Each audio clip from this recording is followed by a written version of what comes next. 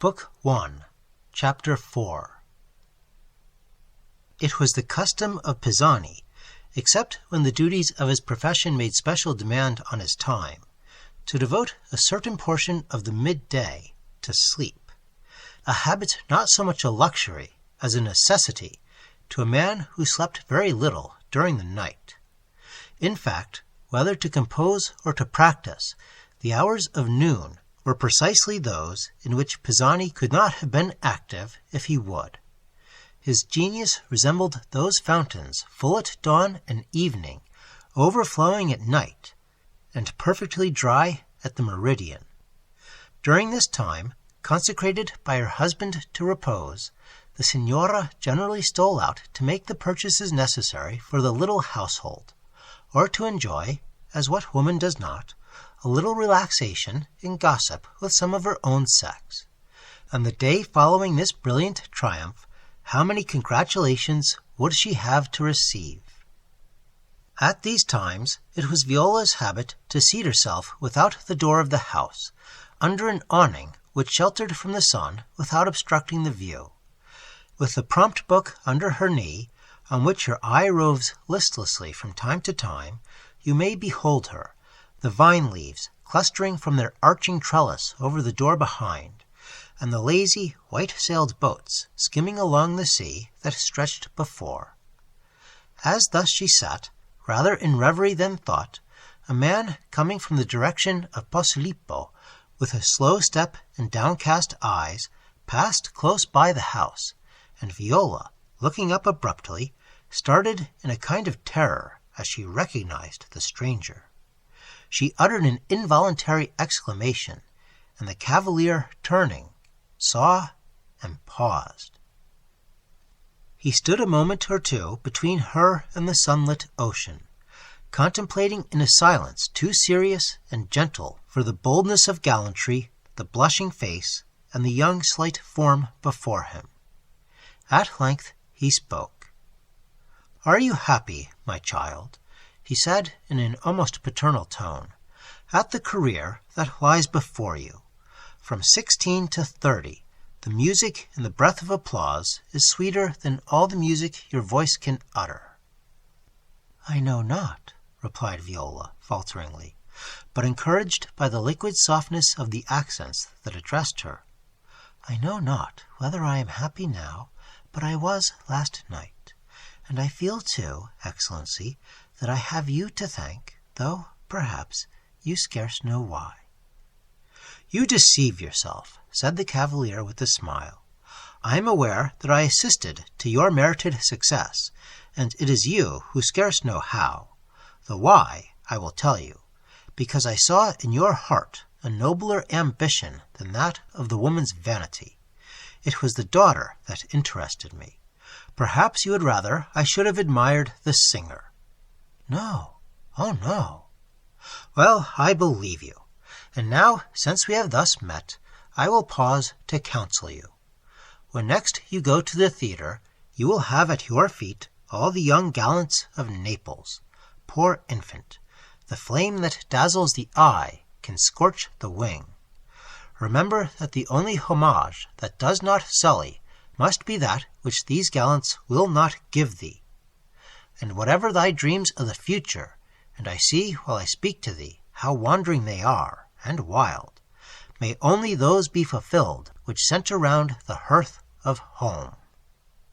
He paused as Viola's breast heaved beneath its robes, and with a burst of natural and innocent emotions, scarcely comprehending, though in Italian, the grave nature of his advice, she exclaimed, "Ah, Excellency, you cannot know how dear to me that home is already, and my father, there would be no home, Signor, without him."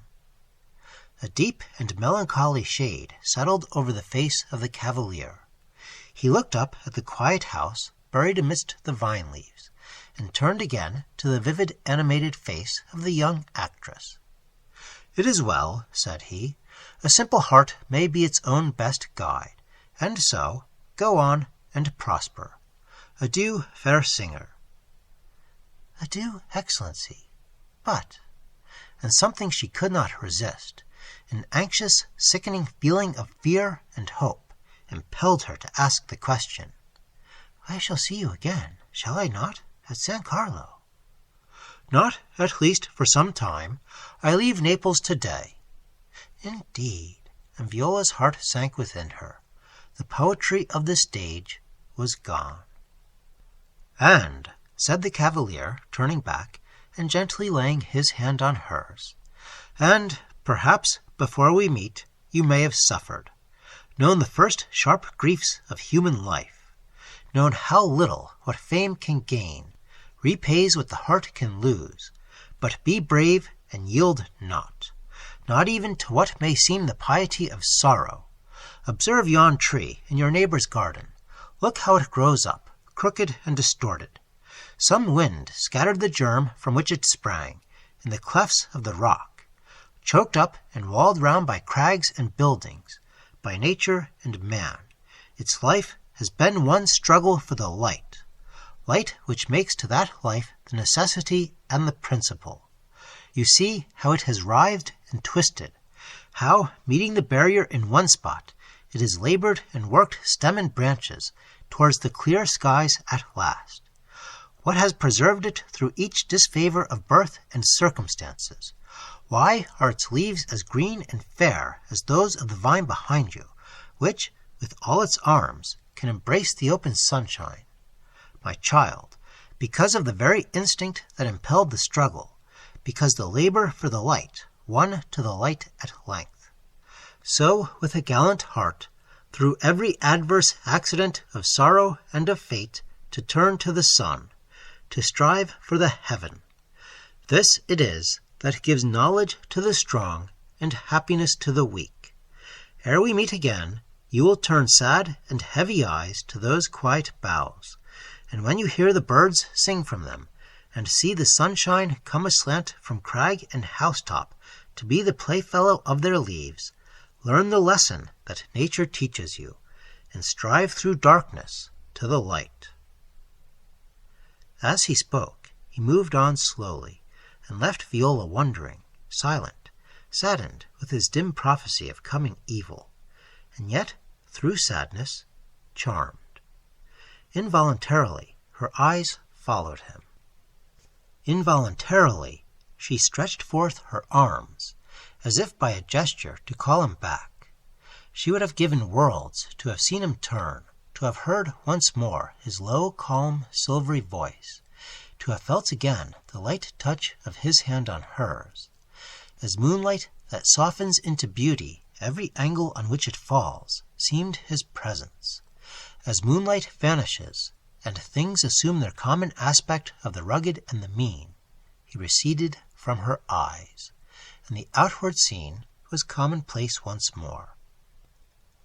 The stranger passed on through that long and lovely road which reaches at last the palaces that face the public gardens, and conducts to the more populous quarters of the city. A group of young, dissipated courtiers, loitering by the gateway of a house which was open for the favorite pastime of the day, the resort of the wealthier and the more high-born gamesters, made way for him, as, with a courteous inclination, he passed them by. "Per fede," said one, "is not that the rich Zanoni, of whom the town talks?" "Aye, they say his wealth is incalculable." "They say! Who are they? What is the authority? He has not been many days at Naples, and I cannot yet find anyone who knows aught of his birthplace, his parentage, or, what is more important, his estates." "That is true, but he arrived in a goodly vessel, which they say is his own. See, no, you cannot see it here, but it rides yonder in the bay. The bankers he deals with speak with awe of the sums placed in their hands." "Whence came he?" "From some seaport in the east. My valet learned from some of the sailors on the mole that he had resided many years in the interior of India." "Ah, I am told that in India men pick up gold like pebbles, and that there are valleys where the birds build their nests with emeralds to attract the moths. Here comes our prince of gamesters, Cetoxa. Be sure that he already must have made acquaintance with so wealthy a cavalier. He has that attraction to gold which the magnet has to steel. "Well, Cetoxa, what fresh news of the ducats of Signor Zanoni?"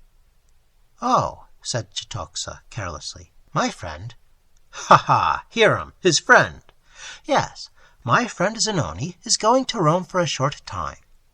When he returns, he has promised me to fix a day to sup with me, and I will then introduce him to you, and to the best society of Naples. Diavolo, but he is a most agreeable and witty gentleman." "Pray tell us how you came so suddenly to be his friend." "My dear Belgioso, nothing more natural. He desired a box at San Carlo, but I need not tell you that the expectation of a new opera, how superb it is! That poor devil Pisani, who would have thought it? And a new singer, what a face, what a voice, had engaged every corner of the house. I heard of Zanoni's desire to honor the talent of Naples, and, with my usual courtesy to distinguished strangers, I sent to place my box at his disposal. He accepts it. I wait on him between the acts. He is most charming. He invites me to supper. Cospetto, what a retinue! We sit late. I tell him all the news of Naples. We grow bosom friends. He presses on me this diamond before we part. It is a trifle, he tells me. The jewelers value it at 5,000 pistoles. The merriest evening I have passed these 10 years. The cavaliers crowded round to admire the diamond.